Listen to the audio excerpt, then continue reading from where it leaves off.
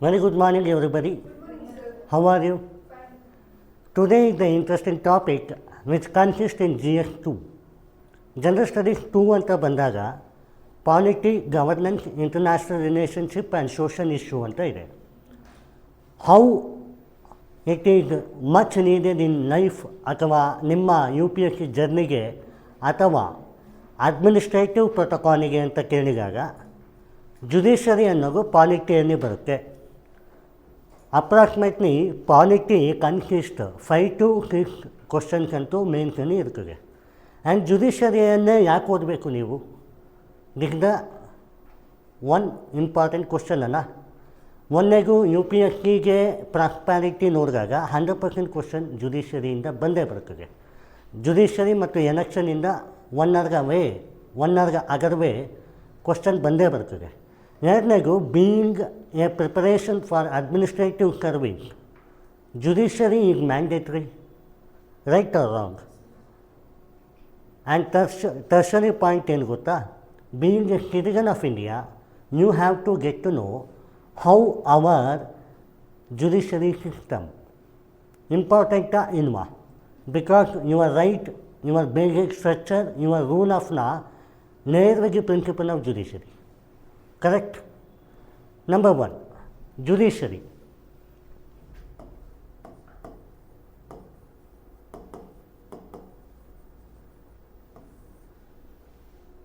We have 3 principles of basic structure of doctrine.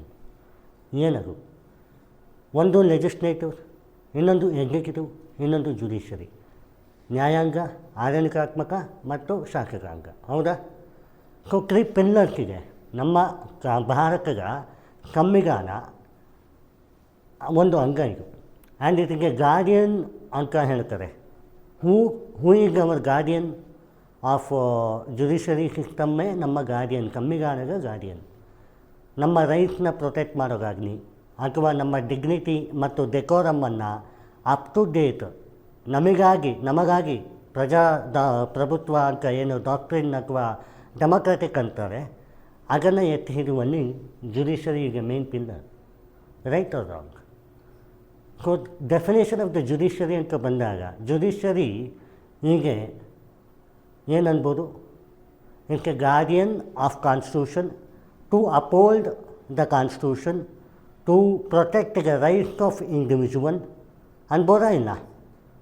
Correct? And to embark the dispute resolution mechanism. ಏನು ಹಾಗಂದರೆ dispute resolution mechanism. If you are quarrel with her, being a judge, I should have the obey to dissolve the issues. ಯಾರ ಹತ್ರನಾದರೂ ಒಬ್ಬರ ಹತ್ರನಾದರೂ ಹೋಗಬೇಕಲ್ಲ, that is judiciary. And in India judiciary verdict ಈಗ final. Right? And beauty of the constitution lied judiciary ಅಂದರೆ ನಮ್ಮ ಒಂದು ಸಂವಿಧಾನದಲ್ಲಿ ಮತ್ತು ಶಾಸಕಾಂಗ ಮತ್ತು ನಮ್ಮ ನ್ಯಾಯಾಂಗ, ಈ ಮೂರೂ ಬೇರೆ ಬೇರೆಯೇ ಪಿಲ್ಲರ್ಸ್ ಇದೆ, ಯಾವುದು ವೈಲೇಷನ್ ಆಗಲ್ಲ ಅಂತ ಇದೆ. So judiciary is the branch responsible for interpretating law, protecting fundamental rights and ensuring constitutional uphold. This is the definition. So you can write it. ಒಂದು ಕಾನ್ಸ್ಟಿಟ್ಯೂಷನಲ್ ಅಪೋಲ್ಡ್ ಆಯಿತಾ? ಹೀಗೆ ಬರೀರಿ. You can write this chart. ಇವತ್ತು ಬರೆಯೋದು ಸ್ವಲ್ಪ ಕಮ್ಮಿಯೇ, ಯಾಕೆಂದರೆ you have a abundant course. Uphold UPHOLD, protect the fundamental rights, protect the fundamental rights. Interpreting law, INTERPRETING, interpreting loss.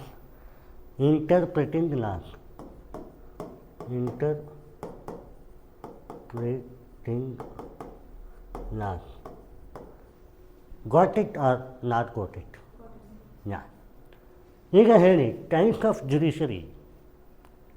Judiciary ಅಂತಂದರೆ ಈಗ ನಮ್ಮಲ್ಲಿ ಯಾವ್ಯಾವುದಿದೆ? ಮೇಯ್ನಾಗಿ ನೀವು all know SC, supreme court types ಇದು.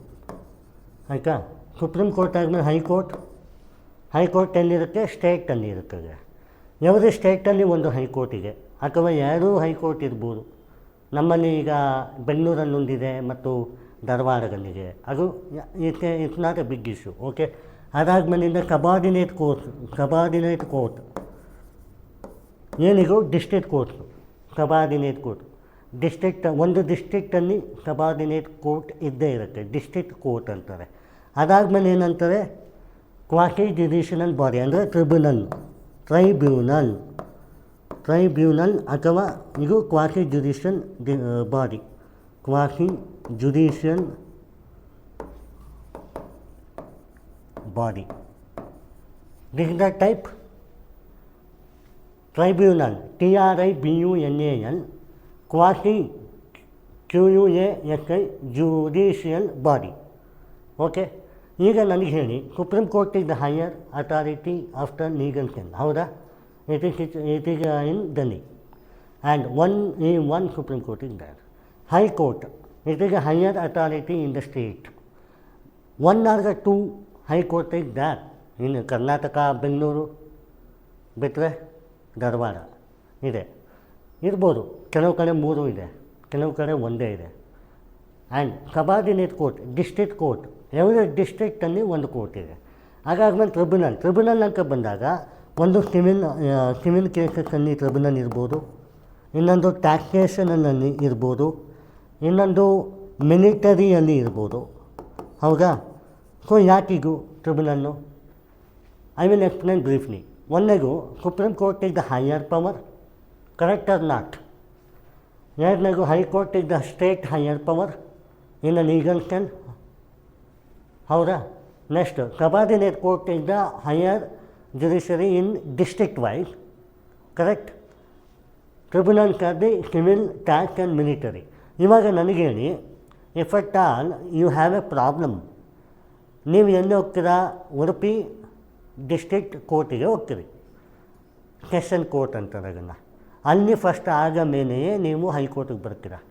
ಅಲ್ಲಿ ಚಾಲೆಂಜ್ ಒಪ್ಪಿಲ್ಲ ಅಂತಂದರೆ ಹೈಕೋರ್ಟಿಗೆ ಬರ್ತೀರಿ, ಆಮೇಲೆ ಸುಪ್ರೀಂ ಕೋರ್ಟಿಗೆ ಬರ್ತೀರಾ. It is not mandatory to go in justice ಆಯಿತು, ಅಥವಾ you have a chance to go higher authorities ಅಂತ, ಹೌದಾ? ಕ್ವಾಸಿ ಜುಡಿಷಿಯಲ್ ಬಾಡಿ ಯಾಕೆ ಮಾಡ್ತಾರೆ? ಇಷ್ಟೆಲ್ಲ ಇದೆಯಲ್ಲ, ಡಿಸ್ಟ್ರಿಕ್ಟ್ ಎಲ್ಲ ಇದೆ. You know there are 20 lakhs of cases are pending here.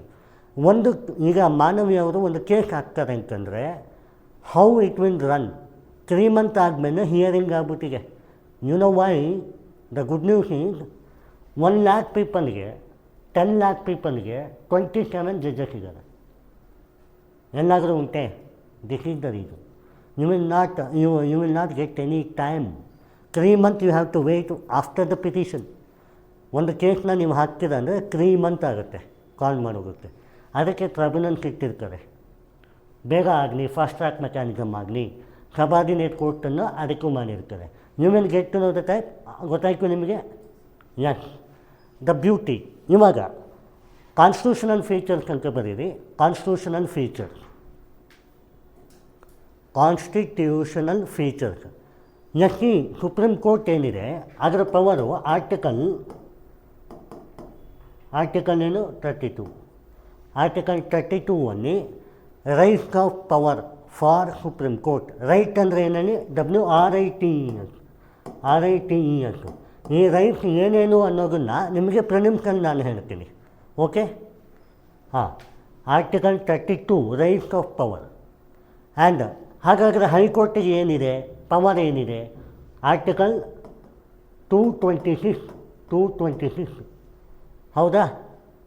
Article 226. Next, ಈಗ ಟ್ರಿಬ್ಯುನಲ್ಗೆ ಏನಿಗೆ? ಆರ್ಟಿಕಲ್ 323A ಮತ್ತು ಆರ್ಟಿಕಲ್ 323B ಯಾರಿಗೆ? ಆರ್ಟಿಕಲ್ 323A ಮತ್ತು ಆರ್ಟಿಕಲ್ 323B. ಈ 323A ಏನಿಗೆ ಅಲ್ಲ, ಅದು ಸಿವಿಲ್ ಮ್ಯಾಟರ್ಸಲ್ಲಿ. ಸಿವಿಲ್ ಮ್ಯಾಟ್ರ್ ಅಂದ್ರೇನು? ಲ್ಯಾಂಡು ಅಥವಾ anything which is professionally which is not embarked or any mysterious behaviour. ಅದೇ 323B ಅನ್ನೋದು ಕ್ರಿಮಿನಲ್ಲು. ಗೊತ್ತಾಯ್ತಾ? ಇವಾಗ ಜುಡಿಷರಿ ದ ಗಾರ್ಡಿಯನ್ ಅಂತೆಲ್ಲ ಬರೆದ್ರಲ್ವಾ? ಈಗ ಒಂದು ಕೋರ್ಟ್ ಬರೀರಿ, ಜಸ್ಟಿಸ್ ಡಿನೈಡ್, ಹೀಗೆ ಜಸ್ಟಿಸ್ ಡಿನೈಡ್, ಜಸ್ಟಿಸ್ ಡಿನೈಡ್, ಈಗ ದ ಜಸ್ಟಿಸ್ ಡಿನೈಡ್, ಆಯಿತಾ? ಜಸ್ಟಿಸ್ ಡಿನೈಡ್, ಡಿನೈಡ್, ಈಗ ಜಸ್ಟಿಸ್ ಡಿನೈಡ್, ಡಿನೈಡ್ ಅಂದರೆ ಡಿನೇ ಆದರೆ, ಜಸ್ಟಿಸ್ ನಿಮಗೆ ಡಿನೇ ಆದರೆ ನಿಮ್ಮ ಜಸ್ಟಿಸ್ ಏನಿರುತ್ತೆ ಅದು ಹೋಗ್ತಾ ಇದೆ, ಏನೂ ನ್ಯಾಯ ಸಿಗೋದಿಲ್ಲ ಅಂತ. ಇದೊಂದು ಕೋರ್ಟ್, ಹೌದಾ?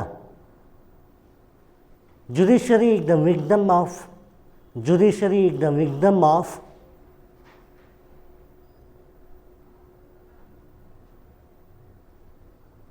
Protection of people, protection of people, ಕರೆಕ್ಟಾ? Correct. Article 14, article 14 equality before law, equality before law, article 14 equality before law. Article 50 separation of power, article 50 separation of power.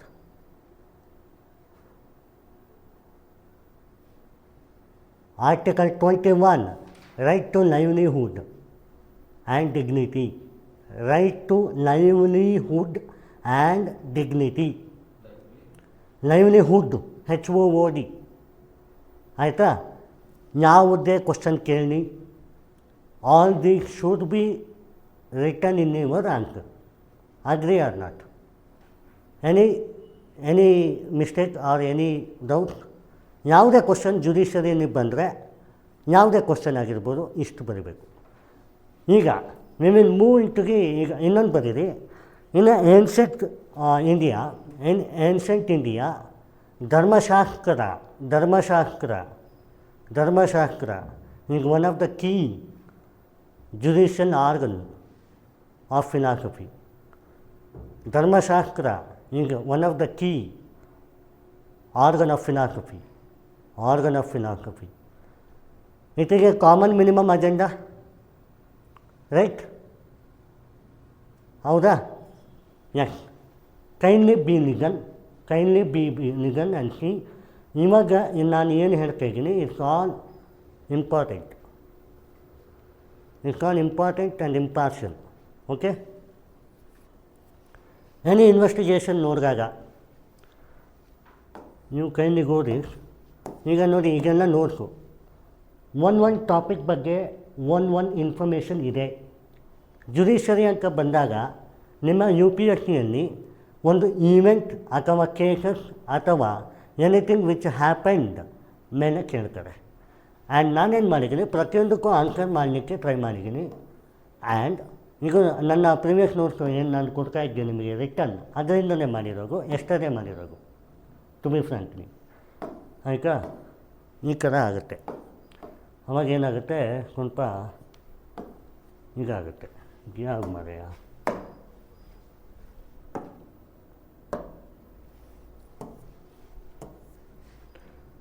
ನೋಡಿ, ಪ್ರತಿಯೊಂದು ಟಾಪಿಕ್ ಬಗ್ಗೆನೂ ಡಿಸ್ಕಸ್ ಮಾಡಿದ್ದೀನಿ.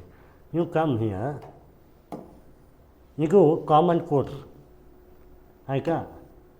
Conclusion for any substantial evidence, way forward for any question and solution for any question and challenges for any question. Very common minimum agenda. ಇದು judicial landmark judgement for any question, ಆಯಿತಾ? ಈಗಿಷ್ಟು ನೀವು ಓದ್ಬೋದು. Judicial constitution features ಈಗೇನು ಬರ್ತಿದ್ದೀನಿ ಅದಕ್ಕೂ ಸೇರಿ ನಿಮಗಿದೆ, ಆಯಿತಾ? ಇದು common minimum agenda. Government initiative ಕೂಡ ಇದೆ. ಇದ್ರ ಮೇಲೆ ನಿಮಗೆ ಇಲ್ಲಿಂದ ಸ್ಟಾರ್ಟ್ ಆಗುತ್ತೆ ಇಂಡಿವಿಜುವಲ್ ಅಟೆನ್ಷನ್ ಕೊಡಲಿಕ್ಕೆ. ಓಕೆ? ಇವಾಗ ನಾವು ಇಂಡಿವಿಜುವಲ್ ಆಗಿ ಹೋಗುವ.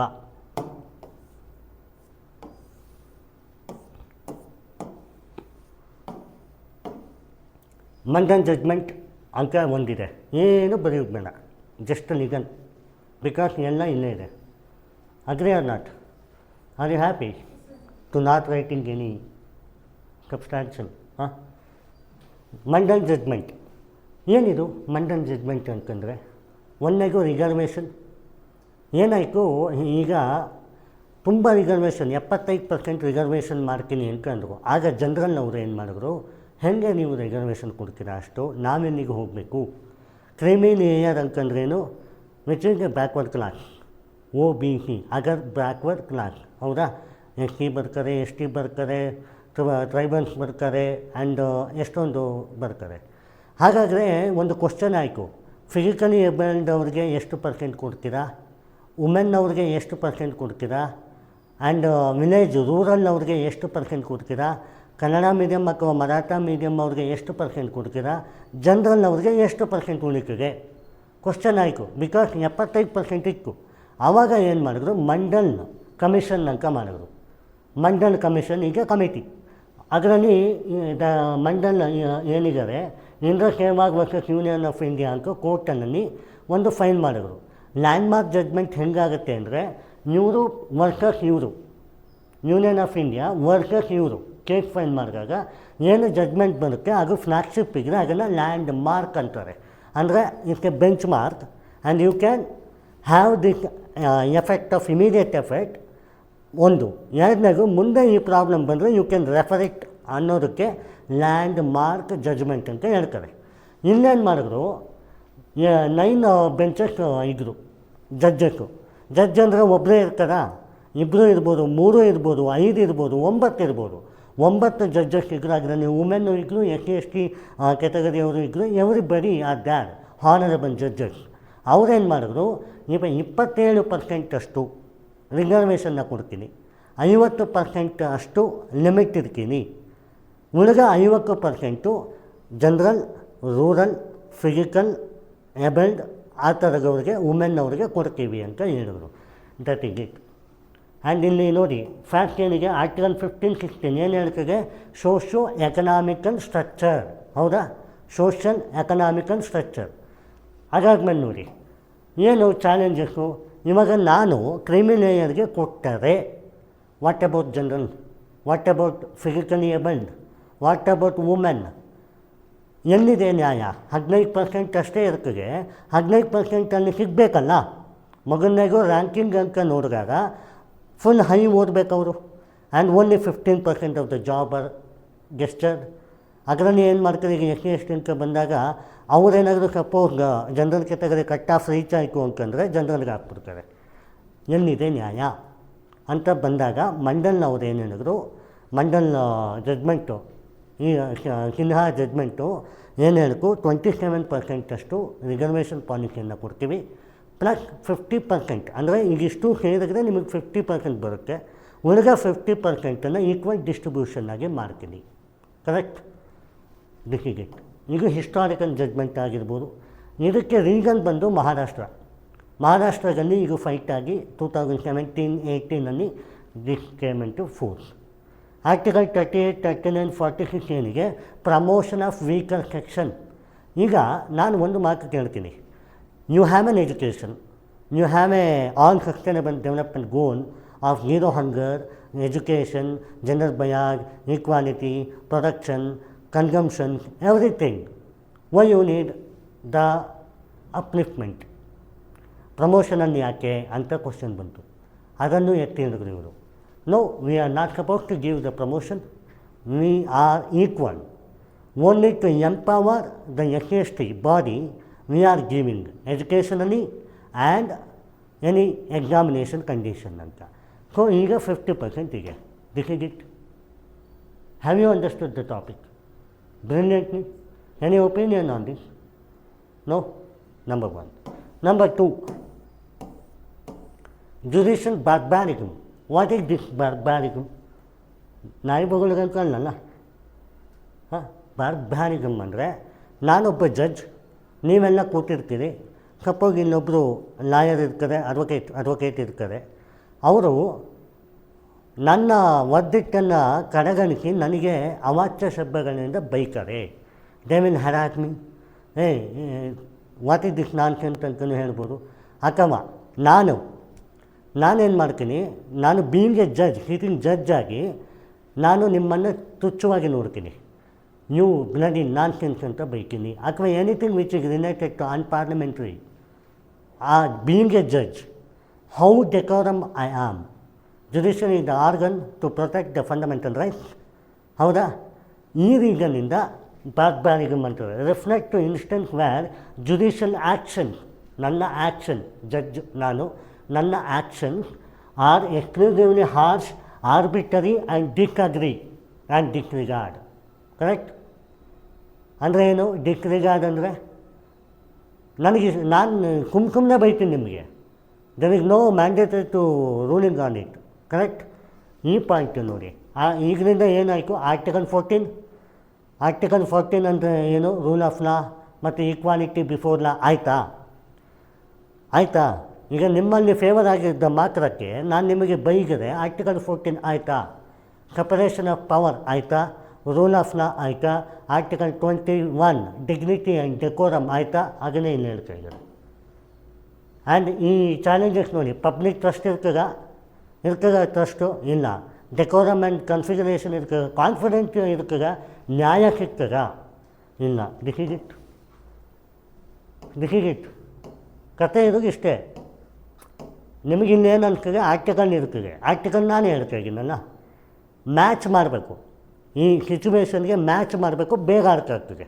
ಆ್ಯಂಡ್ ಕಸ್ಟೋಡಿಯನ್ ವೈಲೆನ್ಸ್ ಅಂದರೆ ಏನು? ಕಸ್ಟೋಡಿಯನ್ ವೈಲೆನ್ಸ್ ಅಂತಂದರೆ, ಈಗ ನಾನು ಅರೆಸ್ಟ್ ಆಗಿದ್ದೀನಿ, ಅರೆಸ್ಟ್ ಆದಮೇಲೆ ನನ್ನ ಕಸ್ಟಡಿಗೆ ಹಾಕ್ತಾರೆ, ನನಗೆ ಟಾರ್ಚರ್ ಕೊಡ್ತಾರೆ, ಈವನ್ 24 ಅವರ್ಸಲ್ಲಿ ನನ್ನನ್ನು ಇದು ಮಾಡಬೇಕು, ಸಬ್ಮಿಟ್ ಮಾಡಬೇಕು ಟು ಜಡ್ಜ್.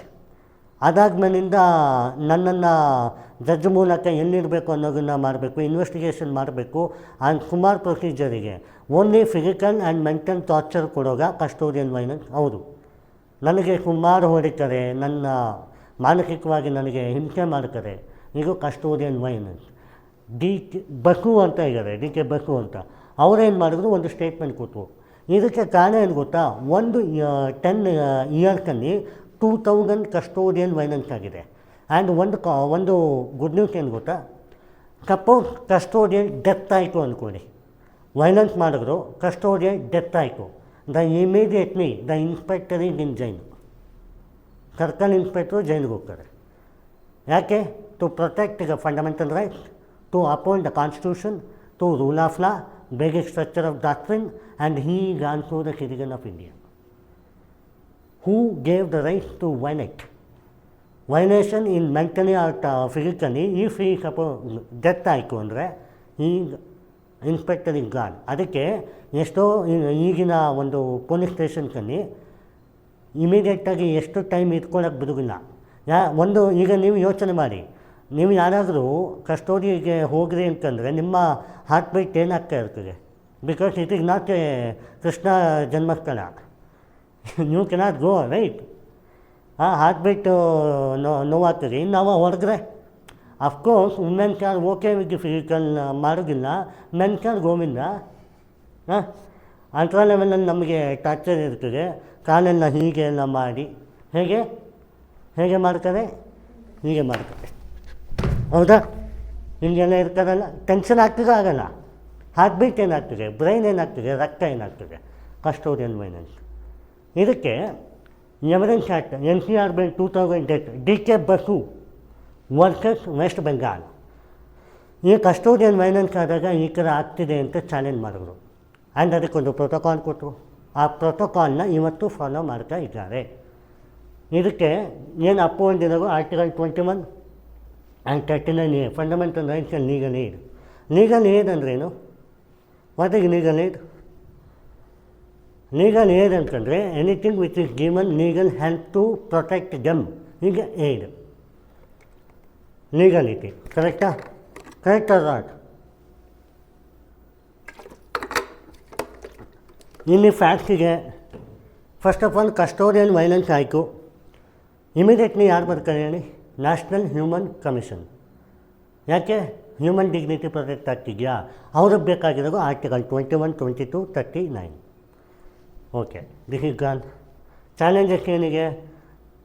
ಅವರನ್ನು ಟಾರ್ಚರ್ ಮಾಡಲಿಲ್ಲ ಅಂತಾದರೆ ಪ್ರಾಸಿಕ್ಯೂಷನ್ ಹೇಗೆ ಮಾಡೋದು? ಪೊಲೀಸ್ನವರು ಈಗಾಗಿ ಬಾಯಿ ಬಡಿಸೋದು ಹೇಗೆ? ತುಂಬ ಎಕ್ಸ್ಪೀರಿಯನ್ಸ್ ಪೊಲೀಸ್ ಆದರೆ ಮೆಂಟಲ್ ಟಾರ್ಚರ್ ಕೊಟ್ಟು ಮಾಡ್ತಾರೆ, ದಟ್ ಈಸ್ ಓಕೆ. ಇಲ್ಲ ಎನಿಥಿಂಗ್ ವಿಚ್ ಈಗ ವರ್ಬಲಿ ಮಾತಾಡಿ ಮಾಡ್ತಾರೆ. ಬಟ್ ಹೇಗೆ ಅನ್ನೋದು. And rule of law training ಇರಲ್ಲ ಪೊಲೀಸ್ನವ್ರಿಗೆ.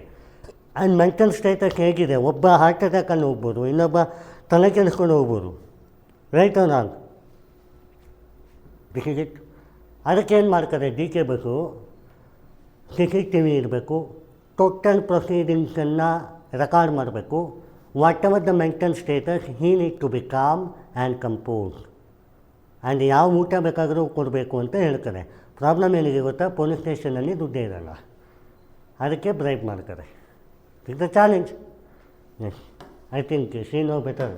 And live streaming of court, what is this? Live streaming of court. ಈಗ ನಾನೊಂದು ಜಡ್ಜ್ಮೆಂಟ್ ಪಾಸ್ ಮಾಡ್ತೀನಿ, ಅಥವಾ ನನ್ನ ಒಂದು ಪ್ರಾಸಿಕ್ಯೂಷನ್ ಇನ್ನೇನು ನಾನು ಮಾತಾಡ್ತಾ ಇದ್ದೀನಿ, ವಕೀಲರು ಮಾತಾಡ್ತಾ ಇದ್ದಾರೆ, ಅದನ್ನು ಓಪನ್ ಆಗಿ ಪ್ರಜೆಗಳಿಗೆ ತೋರಿಸೋದು. ಲೈವ್ ಸ್ಟ್ರೀಮಿಂಗ್ ಯಾಕೆ ಮಾಡಬೇಕು? ಇನ್ನೇನು ಆಗ್ತಿದೆ, ಏನು ವರ್ಗಕ್ಕೆ ಆಗ್ತಿದೆ, ಯಾವ ಥರ ಆಗ್ತಿದೆ ಅಂತ ಪ್ರಜೆಗಳೂ ನೋಡಬೇಕು. ಆರ್ಟಿಕಲ್ 21 ಇದೆ ನಮಗೆ. ಮೊದಲೇನಾಗ್ತಿತ್ತು, ಎಷ್ಟೋ ಕೇಸಸ್ ನಮ್ಮವರೆಗೂ ಗೊತ್ತೇ ಆಗ್ತಾ ಇರಲಿಲ್ಲ. ಅದರಿಂದ ಏನಾಗ್ತಿತ್ತು, ನಮಗೆ ಜುಡಿಷರಿ ಮೇಲೆ ಟ್ರಾನ್ಸ್ಪರೆನ್ಸಿ ಇದೆಯಾ, ಅಕೌಂಟೆಬಿಲಿಟಿ ಇದೆಯಾ ಅಂತ ಗೊತ್ತೇ ಆಗ್ತಾ ಇರಲಿಲ್ಲ. ಈ ರೀಸನ್ನಿಂದ ಲೈವ್ ಸ್ಟ್ರೀಮಿಂಗ್ ಬಂದಿದೆ. ಇದರಿಂದ promote of spirit of democracy ಆಯಿತಾ? ಆರ್ಟಿಕಲ್ 21 ಎತ್ತಿಡಿದ್ರ, ಆರ್ಟಿಕಲ್ 14 ರೂಲ್ ಆಫ್ನ ಎತ್ತಿಡಿದ್ರ, 39 ಸಪರೇಷನ್ ಆಫ್ ಪವರ್ ಆಯಿತಾ? ಡೆಮಾಕ್ರೆಟಿಕ್ ಪ್ರಿನ್ಸಿಪಲ್ ಆಫ್ ಅದರಲ್ಲಿ ಪ್ರಿಯಾಂಬಲಲ್ಲೇ ಇದೆಯಾ, ಅದು ಎತ್ತಿಡಿದ್ರ. ಹೀಗೆ ಒಂದು ಆರ್ಟಿಕಲ್ 19 ರೈಟ್ ಟು ಇನ್ಫಾರ್ಮೇಷನ್. ನಮಗೊಂದು ಇನ್ಫಾರ್ಮೇಷನ್ ಸಿಕ್ತಿತ್ತು. ನೀವು ಈಗ ಯೂಟ್ಯೂಬಲ್ಲಿ ಎಷ್ಟೊಂದು ವೀಡಿಯೋ ನೋಡ್ತಿರಲ್ಲ, ಕೇಸ್ ಹಿಯರಿಂಗಿದ್ದು ನೋಡ್ತಿರಲ್ಲ, ಇದೆಲ್ಲ ಅದೇ ಥರ. ಜೊತೆಗೆ ಲೈವ್ ಸ್ಟ್ರೀಮಿಂಗ್ ಇಟ್ ಕೇಮ್ ನಾವು ಒಂದು 2 ಇಯರ್ಸ್ ಆಗಿರ್ಬೋದು. ಲೈವ್ ಸ್ಟ್ರೀಮಿಂಗ್ ಯಾವಾಗ ಅಂದರೆ ಆನ್ಲೈನ್ ಮಾಡಿದಾಗ, through the mode of online. Got it or not, easy or not, happy or not, yes, this is it. ಇದರಿಂದ ಪ್ರಾಬ್ಲಮ್ ಏನಂತೆ, ಕೆಲವೊಂದು ಕೇಸಸ್ ಇದೆ, ಆ ಕೇಸಸ್ಸು ಪ್ರೈವಸಿಯನ್ನು ಕೇಳುತ್ತೆ, ಎಸ್ಪೆಷಲಿ ವುಮೆನ್ ರಿಲೇಟೆಡ್ ಕೇಸಸ್. ಯಾವ ಲೆವೆಲ್ಗೆ ಜಡ್ಜ್ಮೆಂಟಿಗೆ ಅಂದರೆ, anything happen to women, she need to go to police station, that privacy should maintain, otherwise the circle inspector will in the jail. Privacy maintain ಮಾಡಬೇಕು. ಆ ಹುಡುಗಿ ಏನು ಹೇಳ್ತದೆ, it should be in a record only to show the judge, not to anybody. ವುಮೆನ್ನಿಗೆ problem ಆಗಾಗ ಏನಕ್ಕೆ ಬರ್ತಾರೆ, exclusively ಇದಕ್ಕೆ H1 ಅರಾಗ್ಮೆಂಟ್ ಮ್ಯಾಟರ್ಸ್. ಅಲ್ಲಿ ಏನೇನು ಇರ್ತದೆ, ಹೀ ಕೇಮ್, ಹೀ ಡಿಡ್ ದಿಸ್, ಆ ಥರ ಎಲ್ಲ ಇರ್ತದೆ. ಒಂದು ವುಮೆನ್ ಇನ್ನೊಂದು ವುಮೆನ್ ಹತ್ರ ಹೇಳುವಂಥದ್ದು ಇರ್ತದೆ ಕೆಲವೊಂದು, ಅದನ್ನು ಮೆನ್ನು ಕೂಡ ಅಟೆಂಡ್ ಮಾಡೋಂಗಿಲ್ಲ ಅಂತ ಇದೆ. ಅಕಸ್ಮಾತ್ ಮೆನ್ ಅಟೆಂಡ್ ಮಾಡಿದ್ರೆ ಒಂದು ವುಮೆನ್ ಕಾನ್ಸ್ಟೇಬಲ್ ಆದರೂ ಇರಲೇಬೇಕು ಅಂತಲೂ ಇದೆ. ಅದಕ್ಕೆ ಒಂದು ಪ್ರೈವಸಿ ಅಲ್ವಾಗು, ಆ ಹೆಣ್ಮಗುವಿನ ಪ್ರೈವಸಿ ಅಲ್ವಾ, ಅದನ್ನು ಹರ್ಟ್ ಮಾಡಲಿಕ್ಕಾಗ್ತದ? ಅದಕ್ಕೆ ಈ ಥರ ಮಾಡಿದ್ದಾರೆ. ಒಂದು ಪಬ್ಲಿಕ್ ಟ್ರಸ್ಟ್, ಲೀಗಲ್ ಲಿಟ್ರಸಿ. ಈಗ ನಮಗೆ ಲೀಗಲ್ನಲ್ಲಿ ಏನಾಯಿತು, ಕಾನೂನಲ್ಲಿ ಏನಾಯಿತು ಅನ್ನೋದು ಈಗ ಗೊತ್ತಾಯ್ತು ನಮಗೆ, ಹೌದಾ? ಯಾಕೆಂದರೆ ಅಲ್ಲಿ ಏನಾಗ್ತಿದೆ ನನಗೆ ಗೊತ್ತಾಯಿತು, ಹೌದಾ ಅಲ್ಲ? This is it. ಇದರಲ್ಲಿ ಒಂದು ಗೈಡೆನ್ಸ್ ಮಾಡಿದ್ದಾರೆ, matter of national confidence and matter of legal resource and information ಅಂತ, ಲಿಂಬ್ಸ್ ಅಂತ, ಅದು ಮುಂದೆ ಬರುತ್ತೆ, ಲಿಂಬ್ ಅಂತ ಹೇಳ್ತಾರೆ ಅದನ್ನು. Got it? Next contempt of court ಅಂದರೆ ಏನು? 2 ಥರ ಇರುತ್ತೆ, ಒಂದು ಕ್ರಿಮಿನಲ್, ಇನ್ನೊಂದು ಸಿವಿಲ್. ಈಗ ಜಡ್ಜುಗಳು ವರ್ದಿಟ್ಟು ಕೊಡ್ತಾರೆ, ಒಬ್ಬರ ಪಾರ್ಟಿಗೆ ಮಾತ್ರ ಇನ್ನೊಬ್ಬರು ಪಾರ್ಟಿಗೆ ಮಾಡಲಿಕ್ಕಾಗಲ್ಲಲ್ಲ, ಇಬ್ಬರಿಗೂ ಸರಿ ಅಂತ ಹೇಳಲಿಕ್ಕಾಗ್ತದ? ಸರಿ ಇಲ್ಲದವ ಏನು ಮಾಡ್ತಾನೆ, ಇವ್ರನ್ನ ಬೈತಾನೆ, ಇಲ್ಲ ಹೊಡಿತಾರೆ ಜಡ್ಜಿಗೆ, ಇಲ್ಲ ಎಸೀತಾರೆ. ಜೊತೆಗೆ contempt of court in crime, criminal contempt of court ಅದು. ಅದೇ ಸಿವಿಲ್ ಕಂಟೆಂಪ್ಟ್ ಆಫ್ ಕೋರ್ಟ್ ಅಂದರೆ ಏನು? ಯಾವುದೋ ಒಂದು ವರ್ದಿಟ್ಟನ್ನು ಹೇಳ್ತಾ ಇರ್ತಾರೆ, ಇಮಿಡಿಯೇಟ್ಲಿ ಯಾರೋ ಒಬ್ಬ ಎದ್ದು ಬಿಡ್ತಾನೆ, ಪ್ರೊಟೆಕ್ಟ್ ಮಾಡ್ತಾನೆ. That is civil contempt of court. Contempt of court ಅಂದರೆ ನ್ಯಾಯಾಂಗ ವ್ಯವಸ್ಥೆ ಏನು ಮಾಡ್ತಾ ಇದೆ ಅದನ್ನು ವಯಲೇಟ್ ಮಾಡೋದು. ವಯಲೇಟ್ ಮಾಡ್ತಾ ಇದೆ, ಆಗ್ತಾ ಇಲ್ಲ ನನಗೆ ಅಂದಾಗ contempt of court. Once contempt of court directly jail. ಹಾಗೆ ಯಾರು ಬೇಕಾದಾಗಿರ್ಬೋದು, ಅಡ್ವೊಕೇಟೇ ಆಗಿರ್ಬೋದು, ಆಯಿತಾ? ಎಷ್ಟೋ ಕೇಸಲ್ಲಿ ಅಡ್ವೊಕೇಟ್ ಕೂಡ ಕಂಟೆಂಪ್ಟ್ ಆಫ್ ಕೋರ್ಟ್ ಮಾಡಿದ್ದಾರೆ. ಜಡ್ಜ್ ಒಂದು ಸಲ ಕಂಟೆಂಪ್ಟ್ ಆಫ್ ಕೋರ್ಟ್ ಮಾಡಿದ್ರೆ ಬಾರ್ ಕೌನ್ಸಿಲ್ಗೆ ಹೋಗುತ್ತೆ. ಅದು ಬಾರ್ ಕೌನ್ಸಿಲ್ ಮೇ ಚಾರ್ಜ್ ಹೀಗೆ ನಾಟ್ ಎ ಅಡ್ವೊಕೇಟ್, ಅಥವಾ ಅಡ್ವೊಕೇಟೇ ಮಾಡಬೇಕಂತಿಲ್ಲ, ಕಿರಿಗನ್ನು ಮಾಡ್ಬೋದು ಕಂಟೆಂಪ್ಟ್ ಆಫ್ ಕೋರ್ಟ್. ಜೈಲಿಗೆ ಹೋಗ್ತಾರೆ, ಇಂಪ್ರಿಸನ್ಮೆಂಟ್ ಇರುತ್ತೆ. ಇದು ನೀನೇನು ಪಬ್ಲಿಕ್ ಕಾನ್ಫಿಡೆನ್ಸ್ ಎಫೆಕ್ಟಿವ್ ಎನ್ಫೋರ್ಸ್ಮೆಂಟ್ ಯಾವುದೇ ಟಾಪಿಕ್ ಬರಲಿ in the constitution in the judiciary, article 21, article 19, article 39, article 50 separation of power ಬರೀಲೇಬೇಕು. ಗೊತ್ತಾಯಿತು? ಅದಾದಮೇಲಿಂದ ಪಬ್ಲಿಕ್ ಟ್ರಸ್ಟ್, ಕಾನ್ಫಿಡೆನ್ಸ್, ಲಿಗಾಲಿಟಿಕಲ್, ಪಬ್ಲಿಕ್ ಕೇರ್ ಆ ವರ್ಡ್ಸ್ನ ನಾನು ಬರೆಸ್ತೀನಿ ಆಮೇಲೆ. Okay, next vacancy of the judges. ಎಷ್ಟು ಜನ ಜಡ್ಜಸ್ ಇದ್ದಾರೆ ಅನ್ನೋಗೆ ಈ ಕ್ವಶನಿಗೂ. ವೇಕೆನ್ಸಿ ಆಫ್ ದ ಜಡ್ಜಸ್ ಯಾಕೆ?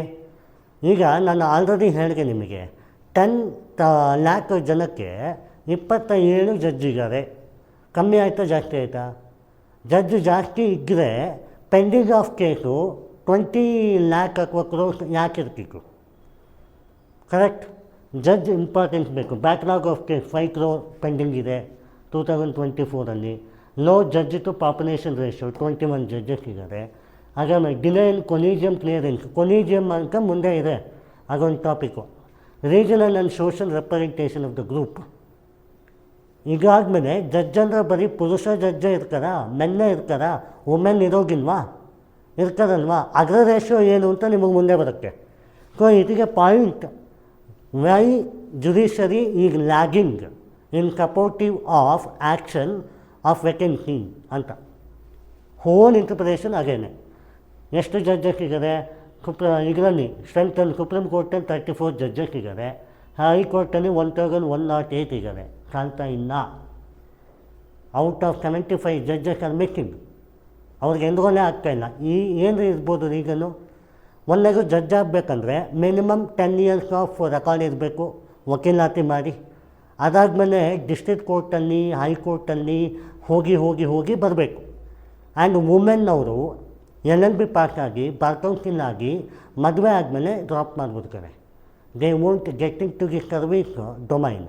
ಅದಕ್ಕೇನು ಮಾಡಿದ್ದಾರೆ, ಒಂದು ಎಕ್ಸಾಮ್ ಕಂಡಕ್ಟ್ ಮಾಡಿದ್ದಾರೆ UPSCನೇ, ನ್ಯಾಷನಲ್ ಜುಡಿಷಿಯಲ್ ಎಕ್ಸಾಮ್ ಅಂತ. UPSCನೇ ಜಡ್ಜ್ ಪೋಸ್ಟ್ಗೆ, ಅಥವಾ ಮುನ್ಸಿಫ್ ಎಕ್ಸಾಮ್ ಅಂತಾರೆ, ಅದನ್ನು ಜಡ್ಜ್ ಪೋಸ್ಟ್ಗೆ. ಹೌದಾ? Bigger on that. All India judicial service exam ಇದೂ ಬರುತ್ತೆ ಮುಂದೆ. ಓಕೆ, ಇನ್ನು ವುಮೆನ್ ಇನ್ ಜುಡಿಷರಿ. ಈಗ ಜಡ್ಜ್ ವೆಕೇಟ್ ಆಗಿದ್ದಾರೆ, ತುಂಬ ಜನ ಇಲ್ಲ ಅಂತ ಕೇಳ್ಪಟ್ವಿ. ವುಮೆನ್ ಎಷ್ಟು ಜನ ಇದ್ದಾರೆ ಅಂತ ಕೇಳಿ. ಫಸ್ಟು ವುಮೆನ್ ಫಾತಿಮಾ ಅಂತ, ಅವರು ಜಡ್ಜು. ಇವಾಗ ನೆಕ್ಸ್ಟ್ TJI ಆಗ್ತಾರಲ್ಲ, ಚೀಫ್ ಜಸ್ಟಿಸ್ ಆಫ್ ಇಂಡಿಯಾ, ಅವರು ಕೂಡ ಒಂದು ವುಮೆನ್ ಆಗ್ತಾರೆ ಈಗ. ರೈಟ್ ನಾವು she the first women chief justice. ಇಲ್ಲಿವರೆಗೂ ಯಾರೂ ಇರಲಿಲ್ಲ. ನೋಡಿ, ನೀವು ಲೆಕ್ಕ ಹಾಕಿ, ವುಮೆನ್ ಜಡ್ಜ್ ಯಾಕೆ ಬೇಕು? ಇನ್ಕ್ಲೂಸಿವ್ ಡೆವಲಪ್ಮೆಂಟ್, ಜೆಂಡರ್ ಭಯ ಆಗಿರಬಾರ್ದು, ಎಲ್ಲ ಮಾತಾಡ್ತೀವಿ. ವುಮೆನ್ ಜಡ್ಜ್ ಹಾಕಿಲ್ಲ. ಎಷ್ಟು ನಂಬರ್ ಆಫ್ ಜಡ್ಜಿಗೆ? ಆರ್ಟಿಕಲ್ 14 ಓಕೆ, ಅದೆಲ್ಲ ಗೊತ್ತು. ನೋಡಿ, only 3 women judge out of 34. Supreme ಕೋರ್ಟಲ್ಲಿ 3 ವುಮೆನ್ ಜಡ್ಜ್ ಅಂತೆ, ಹೈಕೋರ್ಟಲ್ಲಿ 34 ಅಂತೆ. ಟೋಟಲ್ ನೀವು ನೋಡಿ 1038 ಹೈಕೋರ್ಟಲ್ಲಿ ಜಡ್ಜಿಗರು ವೆಕೇಟ್ ಇದ್ದಾರೆ. ಬೇಕಾ ಬೇಡ?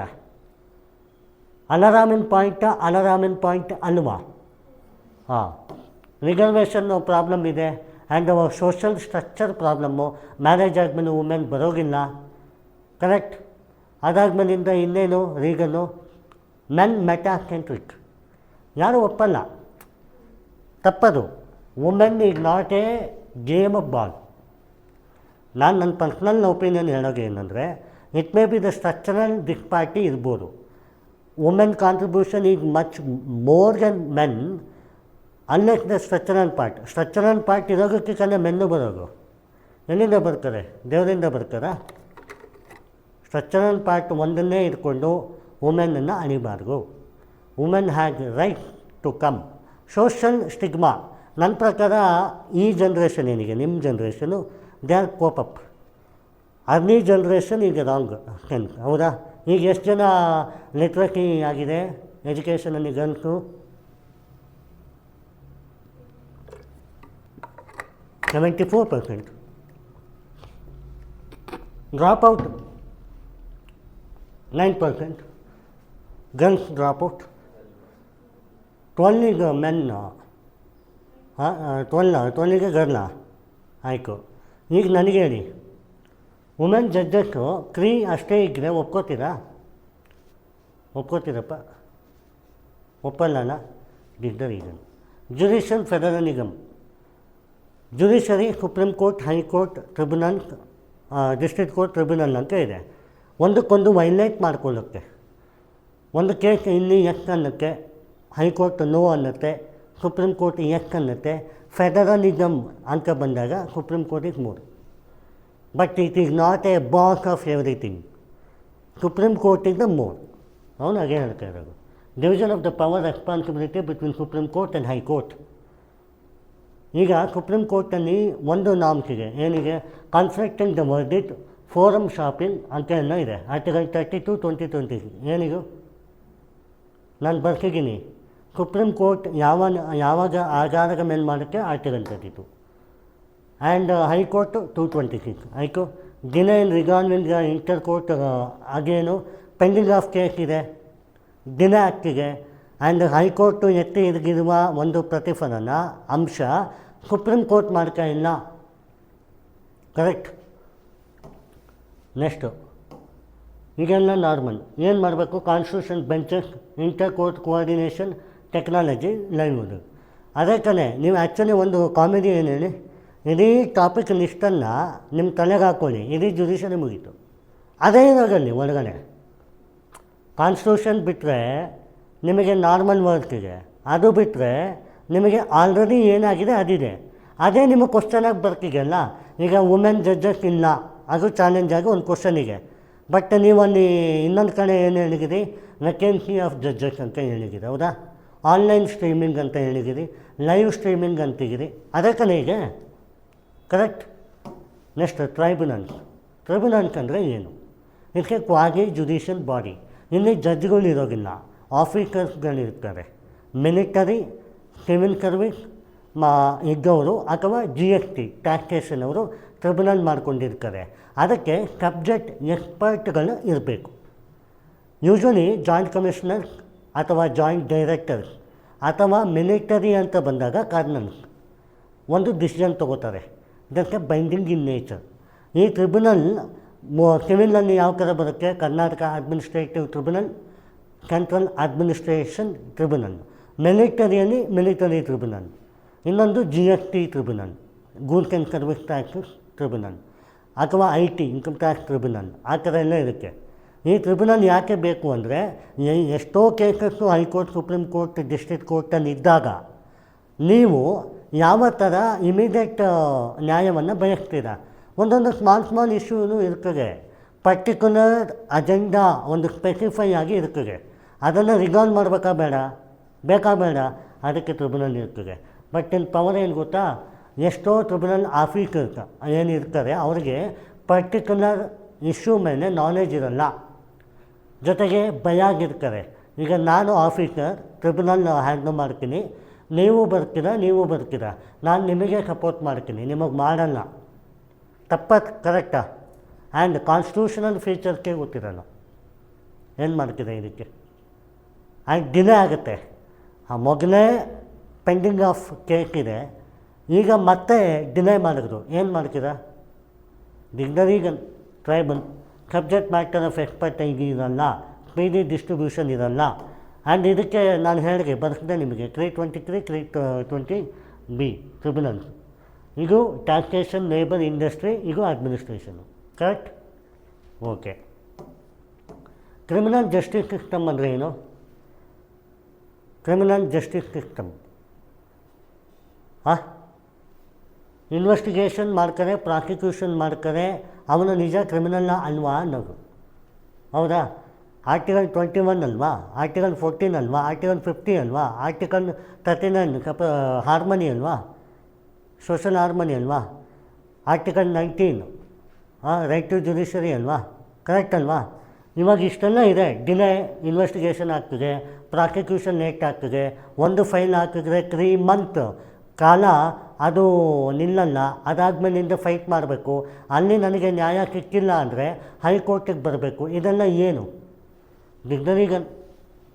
ಆ್ಯಂಡ್ ಅದಕ್ಕೆ ಒಂದು ಕಮಿಟಿ ಮಾಡ್ತಾರೆ, ಮಲಿಮತ್ ಕಮಿಟಿ ಈಗ body.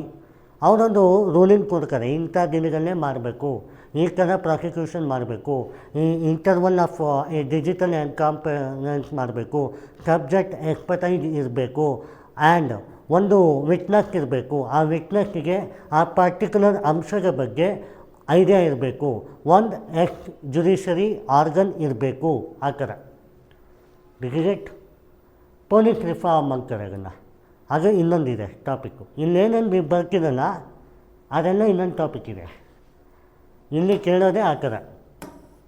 All India judicial service ಅಂತಾರೆ, AIJS. ನಾನು ಹೇಳಿದೆ ನಿಮಗೆ, ವೆಕೆನ್ಸಿ ಆಫ್ ದ ಜಡ್ಜಸ್ ಇದೆ, ವುಮೆನ್ ಜಡ್ಜಸ್ ವೆಕೆನ್ಸಿ ಇದ್ದಾರೆ. ಅದಕ್ಕೆ ಏನು ಮಾಡ್ತಾರೆ, UPSC ಒಂದು ಎಕ್ಸಾಮ್ ಕಂಡಕ್ಟ್ ಮಾಡ್ತಾರೆ. ಅದು all India judicial service every year ಮಾಡ್ತಾರೆ. ಅದಕ್ಕೆ ಬಾರ್ ಕೌನ್ಸಿಲ್ ಆಗಿರಬೇಕು ಆ್ಯಂಡ್ ಎಕ್ಸಾಮ್ ಕಟ್ಟಬೇಕು ಅಷ್ಟೇ. ಡೈರೆಕ್ಟ್ ಜಡ್ಜ್ ಆಗ್ತಾರೆ ಅವರು. 21 ಇಯರ್ಸ್ ಯಂಗೆಸ್ಟ್ ಜಡ್ಜ್ ಆಗ್ತಾರೆ ಹೈಕೋರ್ಟ್ಗೂ, ಡಿಸ್ಟ್ರಿಕ್ಟ್ ಕೋರ್ಟ್ಗೂ ಅಥವಾ ಹೈಕೋರ್ಟ್ಗೂ. ಇಲ್ಲಾಂದರೆ ಅವ್ರಿಗೆ ಈಗೆಲ್ಲ ಬೇಡ, ಏನು 5 ವರ್ಷ 10 ವರ್ಷ ಪ್ರಾಕ್ಟೀಸ್ ಮಾಡಿರಬೇಕು, ಅದೆಲ್ಲ ಏನಿಲ್ಲ. ಆ್ಯಸ್ ಲೈಕ್ ಈಗ UPSC ಮಾಡಿ ನೀವು SP ಮತ್ತು DC ಆಗ್ತಿರಲ್ಲ, ಅದೇ ಥರ. ಇದರಲ್ಲಿ ಏನಕ್ಕೆ ಫೆಡರಲಿಸಮ್ ಇರಬೇಕು ಅಂತ ಹೇಳ್ತಾರೆ. ಕೆಲವರು ಇದಕ್ಕೆ ತುಂಬ ಚಾಲೆಂಜಸ್ ಹಾಕಿದ್ದಾರೆ. They are not expertising, how come it is possible to make them judge, they even 21 years, what knowledge they had. ಇದೆಲ್ಲ ಪ್ರಾಬ್ಲಮ್ ಇದೆ. ಬಟ್ ಒಂದು ಎಕ್ಸಾಮ್ ಅಂತ ಕಂಡಕ್ಟ್ ಮಾಡಿದಾಗ why it is needed examination. ಹಾಗಾದರೆ SP-ಗಳು DC-ಗಳಿಗೆ ಯಾವ ನಾಲೆಜ್ ಇದೆ? They are also 21, 29 or 24 years, right? This is the most important question in UPSC. And whatever the question I posed, that is important. And grievance readressal mechanism ಅಂದರೆ ಏನು? Fast track mechanism. ಇವಾಗ ಒಂದು case ಇದೆ, ನಾನು solve ಮಾಡ್ತೀನಿ, ಇಮಿಡಿಯೇಟಾಗಿ ಮಾಡ್ತೀನಿ. ಎಷ್ಟು ಬೇಗ ಮಾಡ್ತೀನಿ, ಡಿಜಿಟಲ್ನಾಗಿ ಯೂಸ್ ಮಾಡ್ತೀನ, ಇಂಪ್ರಿಂಟ್ ಮಾಡ್ತೀನ, ಸ್ಕಾಲರ್ಲಿ ಹುಡ್ಡನ್ನು ತೊಗೊಬರ್ತೀನ, ಎಕ್ಸ್ಪರ್ಟೈಸ್ ತೊಗೊಬರ್ತೀನ. That's it. ಏನಕ್ಕೆ challenge? Delay and disposal, poor public awareness.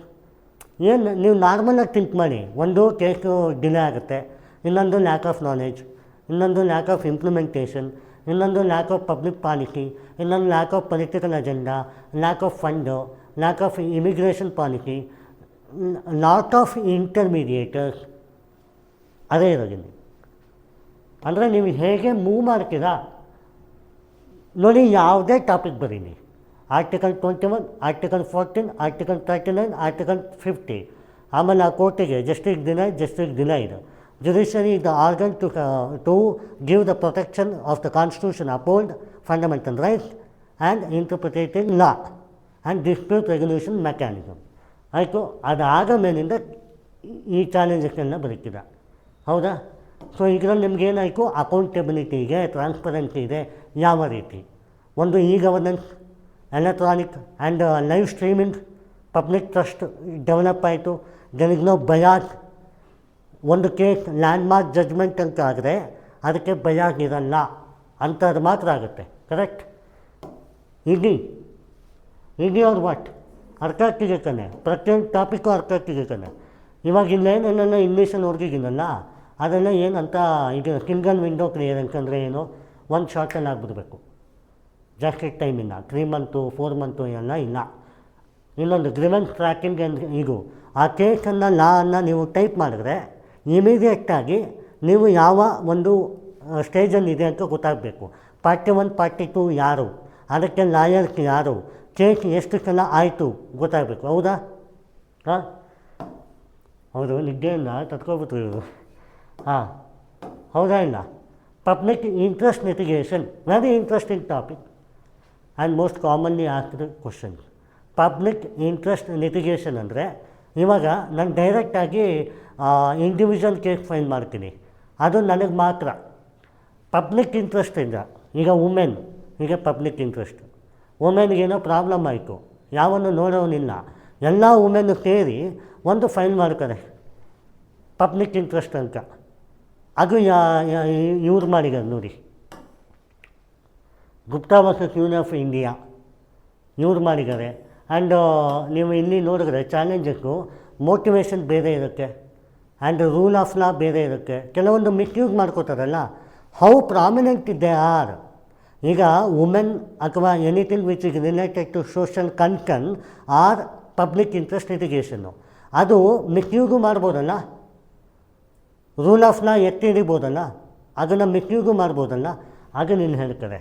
ಆವಾಗ ಈಗ ಇದಕ್ಕೆ ಕಾರಣ ಏನು, PIL ಮಾಡಲಿಕ್ಕೆ ಕಾರಣ ಏನು? ಒಂದನೇದು ಹೆವಿ ಪೆಂಡೆನ್ಸಿ ಆಫ್ ಕೇಸು, ಇನ್ನೊಂದು ಒಂದು ಕೇಸ್ ಹಾಕಿದ ತಕ್ಷಣ ಅದು ಮಾರ್ಕಾಗಿ ಆ ಪ್ರಾಬ್ಲಮ್ ಇದೆಯಾ. ಈಗ ಶಬರಿಮಲೆ ಕೇಸ್ ಇದೆ, ಇದಕ್ಕೆ mark problem of women, no entry, ಹೌದಾ? ಇನ್ನೊಂದು ಯಾವ ಕೇಸಿಗೆ, ಇನ್ನೊಂದು ಮ್ಯಾನ್ಯುವಲ್ ಕ್ಯಾವರಿಂಗ್ ಇದೆ, ಅಂದರೆ ಏನು, ಕೆಳಗಡೆ ತ್ಯಾಜ್ಯ ವಸ್ತುವನ್ನು ಎತ್ತುವಂಥದ್ದು, ಅದು is a mark problem. Why it is needed, only the particular session, why it is needed. ಆ ಥರದನ್ನು ಫೈಲ್ ಮಾಡಿದಾಗ ಜಸ್ಟಿಸ್ ಬರುತ್ತೆ, ಸೂಪರ್ ಫಾಸ್ಟ್ ಆಗುತ್ತೆ.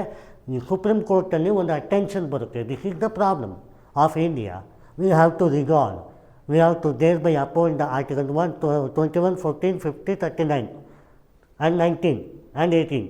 Okay, this is it. ಅದನ್ನೇ ಕಣ್ಣೆ ನಾನು ಹೇಳಿದ್ದು, ನೀವು ಇನ್ನೇನೇ ಹೊರದ್ರು ನಾನು ಹೇಳಿದಾಗೆ ಇದೆ, ಆಯಿತಾ? ನೆಕ್ಸ್ಟು ಜುಡಿಷಿಯಲ್ ಟ್ರಾನ್ಸ್ಪರೆನ್ಸಿ, ಎರಡು ಒಂದೇ.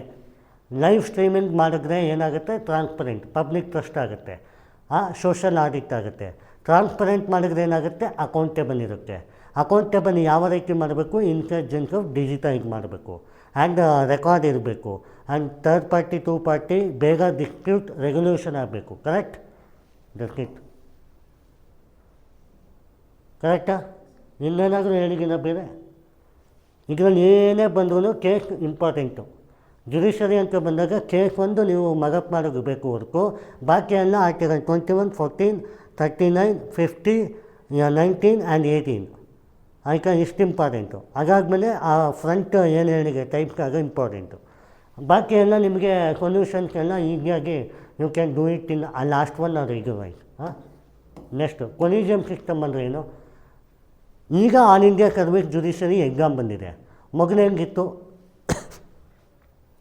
ಲಾಯರ್ಗಳು ಬಾರ್ ಕೌನ್ಸಿಲ್ ಆದಮೇಲೆ ಅಡ್ವೊಕೇಟ್ ಆಗಬೇಕಲ್ವಾ, ಆವಾಗ ಜಡ್ಜ್ ಆಗಬೇಕಲ್ವಾ, ಆ ಅಡ್ವೊಕೇಟು ಕೊಲಿಜಿಯಮ್ ಸಿಸ್ಟಮ್ ಅಂತ ಒಂದು ಕಂಡಿಡಿದ್ರು.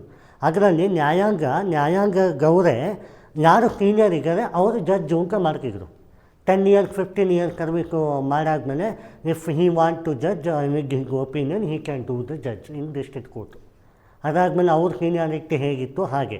ಆ ಕೊಲಿಜಿಯಮ್ ಸಿಸ್ಟಮ್ ಇವಾಗ ಸುಪ್ರೀಂ ಕೋರ್ಟಲ್ಲಿ ಅಥವಾ ಹೈಕೋರ್ಟಲ್ಲಿ ಚೀಫ್ ಜಸ್ಟಿಸ್ ಆಗ್ತಾರಲ್ಲ, ಯಾವ ಆಧಾರದ ಮೇಲೆ ಕೊಲಿಜಿಯಮ್ ಸಿಸ್ಟಮ್ ಅಂದರೆ, ಈಗ ನೀವು ಅಡ್ವೊಕೇಟ್, ನಾನು ಅಡ್ವೊಕೇಟ್, ನಾನು ಅಡ್ವೊಕೇಟ್, ನೀವು ಅಡ್ವೊಕೇಟ್, ಎಷ್ಟೋ ಜನ ಸೇರಿ ಒಬ್ಬರನ್ನು ಚೀಫ್ ಜಸ್ಟಿಸ್ ಮಾಡ್ತೀವಿ.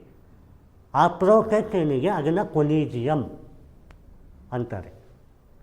ಅದು ಇಂಪಾರ್ಟೆಂಟು. ಅದು ಇವಾಗೂ ಇದೆ, ಕೊಲಿಜಿಯಮ್ ಸಿಸ್ಟಮ್ ಇವಾಗೂ ಇದೆ.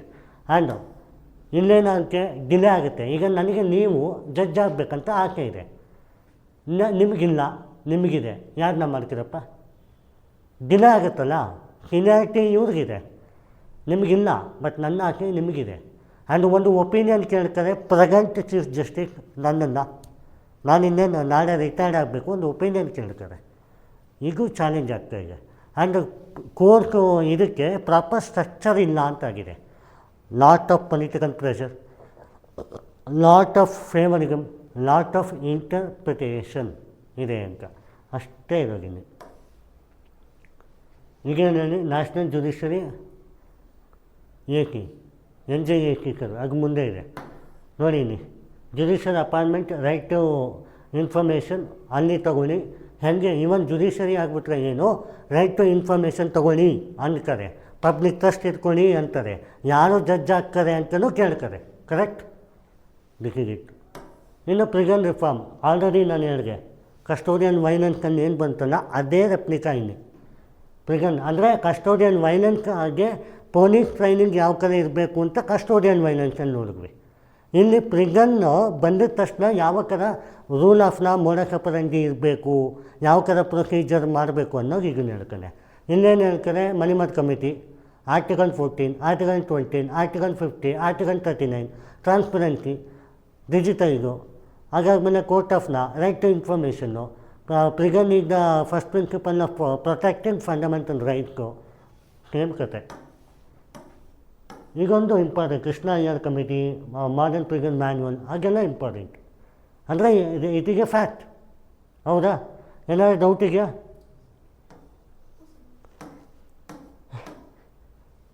ನಿಜ ಏನು ಡೌಟ್ ಇಲ್ಲ ಏನು? ನಾನು ಯಾಕೆ ಹಿಂಗೆ ಓದ್ತಾ ಇದ್ದೀನಿ ಗೊತ್ತಾ, ಈ ವರ್ಡ್ಗೆಲ್ಲ ಕಾಮನ್ ಆಗೇ ಬಂದಿದೆ, ಅಲ್ಲೇನೂ ಇಲ್ಲ ಅಲ್ಲಿ ಹೇಳೋಕ್ಕೆ. ಏನದು, ಯಾಕದು ಅಷ್ಟಿಗೆ ತಿಳ್ಕೊಂಬಿಟ್ರೆ, ಆರ್ಟಿಕಲ್ ಕಾನ್ಸ್ಟಿಟ್ಯೂಷನ್ಸು ತಿಳ್ಕೊಂಬಿಟ್ರೆ, ಜಡ್ಜ್ಮೆಂಟ್ಗಳು ತಿಳ್ಕೊಂಬಿಟ್ರೆ ಜುಡಿಷರಿ ಈಗಿ. ಹೌದಾ? ಈಗ ನೋಡಿ, legal information management brief system, limbs. ನಾನು ಹೇಳಿದೆ ನಿಮಗೆ, ಲಿಮ್ಸ್ ಅಂತ ಬರುತ್ತೆ ಒಂದು. ಏನದು? ಒಂದು ಜಡ್ಜ್ಮೆಂಟ್ ಆಯಿತು, ಆ ಜಡ್ಜ್ಮೆಂಟಲ್ಲಿ ಒಂದು ಕೇಸ್ ಫೈಲ್ ಆಯಿತು. ನಿಮಗೆ ರೆಕಾರ್ಡ್ಗೆ ಹೋಗಿ ನೋಡಬೇಕಾ? ಹೈಕೋರ್ಟ್ ಸುಪ್ರೀಂ ಕೋರ್ಟ್ ರೆಕಾರ್ಡ್ ರೂಮ್ಗೆ ಹೋಗಿ ನೋಡಬೇಕು. ಈಗ ಹಂಗಲ್ಲ, ನನಗೆ ಡಿಜಿಟಲ್ ಸೆಂಟರ್. ಅದರಲ್ಲಿ ಏನಾಯಿತು, ನಿಮಗೆ ಸ್ಪೀಡಿ ಜಡ್ಜ್ಮೆಂಟ್ ಸಿಕ್ಕು. ಅದನ್ನು ಬೆಂಚ್ ಮಾರ್ಕಾಗಿ ತೊಗೋಬೋದು ಅಡ್ವೊಕೇಟ್ಗಳು, ಅಥವಾ ಪಬ್ಲಿಕ್ ಅದನ್ನು ಅಸೆಸ್ ಮಾಡ್ಬೋದು. ಟ್ರಾನ್ಸ್ಪರೆಂಟಿ ಸಿಕ್ಕು, ಅಕೌಂಟಬಿಲಿಟಿ ಸಿಕ್ಕು, ಫಂಡಮೆಂಟಲ್ ರೈಟ್, ಏನು ಬೇಕಾದ್ರೂ ಬರೀರಿ. ಕೇಸ್ ಪೆಂಡೆನ್ಸಿ ಕಮ್ಮಿ ಆಯಿತು, ಕೋಆರ್ಡಿನೇಷನ್ ಇಕ್ಕು, ಪಬ್ಲಿಕ್ ಟ್ರಸ್ಟ್ ಇಕ್ಕು, ಸೋಷಲ್ ಸ್ಟ್ರಕ್ಚರ್ ಬ್ಯಾಲೆನ್ಸ್ ಆಯಿತು, ಇಮಿಡಿಯೇಟ್ ಫಾಸ್ಟ್ ಟ್ರ್ಯಾಕ್ ಮೆಕ್ಯಾನಿಸಮ್ ಮಾಡಿದ್ರು, ಡಿಸ್ಪ್ಯೂಟ್ ರೆಗ್ಯುಲೇಷನ್ ಮೆಕ್ಯಾನಿಸಮ್ ರೆಡ್ಯೂಸ್ ಮಾಡಿದ್ರು. ಹೌದಾ? ಡಾಟಾ ಎಂಟ್ರಿ ಪ್ರೋಟೋಕಾಲ್, ನಿಮ್ಸ್, ಈ ಕೋರ್ಟ್. ನಾನೇನು ಹೇಳಿದೆ ಅದೇ ಕನೇ ಹೇಳಿದ್ದು. ಅಷ್ಟೇ. ಈಗೆಲ್ಲ ನೋಡಿ ಆರ್ಟಿಕಲ್ 14 ಈಗೆಲ್ಲ ಹೇಳಿ ನಾವು ಕೆಲವರು ಏನು ಮಾಡ್ತಾರೆ ಗೊತ್ತಾ, ಪಾಠ ಮಾಡಬೇಕಾದ್ರೆ ಪದೇ ಹಾಗೆ ಹೇಳ್ತಾರೆ, ಅವಾಗ ನಿದ್ದೆ ಬರುತ್ತೆ. Article 14, article 15, article 19, article 39, article 50. ಹೌದಪ್ಪ, ಇಲ್ಲ ಅಂತ ಯಾರು ಹೇಳಿದ್ರು. ಆಮೇಲೆ ಅದೇ ಇದೆ, ಅದೇ ಈ ಗವರ್ನೆನ್ಸು, ಅದೇ ಲಿಮ್ಸು, ಅದೇ ಜುಡಿಷಿಯಲ್ ಅಪಾಯಿಂಟ್ಮೆಂಟು, ಅದೇ ವೇಕೆನ್ಸಿ ಚಾಲೆಂಜು, ಅದೇ ವುಮೆನ್ ವೇಕೆನ್ಸಿ ಇನ್ ಜಡ್ಜಸ್ಸು. ಹೌದಾ? ಏನು ಬೇಕು ಅಷ್ಟೇ ಹೇಳ್ಬೇಕಲ್ಲ. ಪಾಯಿಂಟ್. MCAS ಇನ್ ಬಯೋಸೆಂಟ್ರಿಕ್ ಅಪ್ರೋಚ್. ಇದಕ್ಕೂ ನಿಮಗೆ ಈ ಲಿಮ್ಸ್ಗೂ ಅಟ್ಯಾಚ್ ಮಾಡಿದ್ರೆ ಅಂಥದ್ದು ಏನಿಲ್ಲ. ಅಂದರೆ ಇವಾಗ MCAS ಇನ್ ಬಯೋಸೆಂಟ್ರಿಕ್ ಅಪ್ರೋಚ್ ಅಂದರೆ ಏನು ಗೊತ್ತಾ, ಈಗ ಒಂದು ಕೇಕ್ ಇದೆ, ಅದು ಫ್ಲರಿಷ್ ಆಗಬೇಕು. ಆ ಕೇಕ್ ನಿಮಗೆ ಅರ್ಥ ಮಾಡಬೇಕು, ಅದಕ್ಕೆ ಟ್ರಾನ್ಸ್ಕ್ರಿಪ್ಟ್ ಇರ್ತಾರೆ. ಈಗ ಹೇಗೆ, ಈಗ ನೀವು ನಮ್ಮ ಟೀಚ್ಮೆಂಟಿಗೆ ಅದರಲ್ಲಿ ನೀವು ಹೋದರೆ, ಒಂದು ನನ್ನ ಪಾಠ ಇದೆ, ಇನ್ನೊಂದು ನನ್ನ ನೋಟ್ಸ್ ಇದೆ, ಇನ್ನೊಂದು ನಾನು ಇವಾಗ ಏನು ಹೇಳ್ತಾ ಇದ್ದೀನಲ್ಲ ವರ್ಬಲಲ್ಲಿ, ಅದು ಕೂಡ ರೆಕಾರ್ಡ್ ಇದೆ. ಇದೆಯಾ ಇಲ್ವಾ?